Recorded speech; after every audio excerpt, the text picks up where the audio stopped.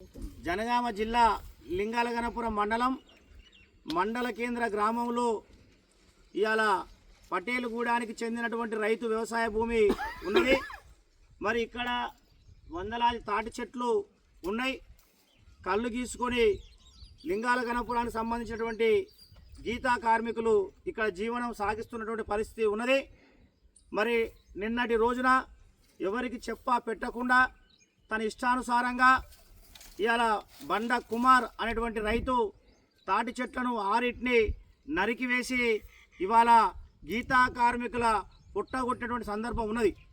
చెట్లు నాయే, భూమి నాదే, నా ఇష్టం, నేను వాటిని తొలగిస్తా, మీరేంది అన్నటువంటి పద్ధతులలో ఆయన వివరిస్తూ ఉన్నాడు.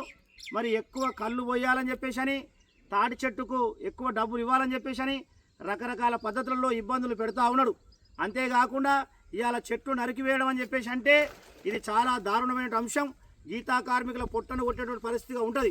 అందుకోసం ఇవాళ ఎక్సైజ్ అధికారులను జనగామ జిల్లా కలెక్టర్ గారికి కూడా ఈ సందర్భంగా మనవి చేస్తూ ఉన్నాం. తాటి చెట్లను నరికివేసినటువంటి రైతు బండ కుమార్ ఎవరైతున్నారో ఆయన మీద నాన్ బెయిలబుల్ కేసులు పెట్టాలని చెప్పేసి చట్టాన్ని పకడ్బందీగా అమలు చేసినట్టయితే భవిష్యత్తులో ఇంకొక రైతు కానీ ఇంకొక వ్యక్తులు కానీ తాడి చెట్టు తీసివేయకుండా ఉంటుంది. ఆ రకంగా తాడి చెట్టు అనేటువంటి ప్రకృతి సంపద, ఇది సహజ సంపద. ఇవాళ స్వచ్ఛమైనటువంటి పానీయాన్ని, కళ్ళును, నీరాను, దాంతోపాటు తాటి ఈత ముంజలను ఇవాళ సమాజానికి అందిస్తున్న సందర్భం ఉన్నది.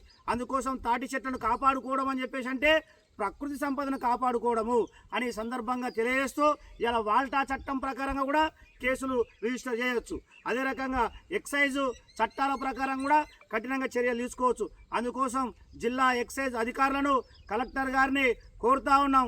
తక్షణం మరి ఈ రైతు పైన చర్యలు తీసుకోవాలని చెప్పేసి చెట్లు కూలగొట్టినందుకు ఈ గీతా కార్మికుల్ని ఆదుకునే విధంగా ప్రభుత్వం చర్యలు తీసుకోవాలని చెప్పేసి సందర్భంగా డిమాండ్ చేస్తా ఉన్నాం.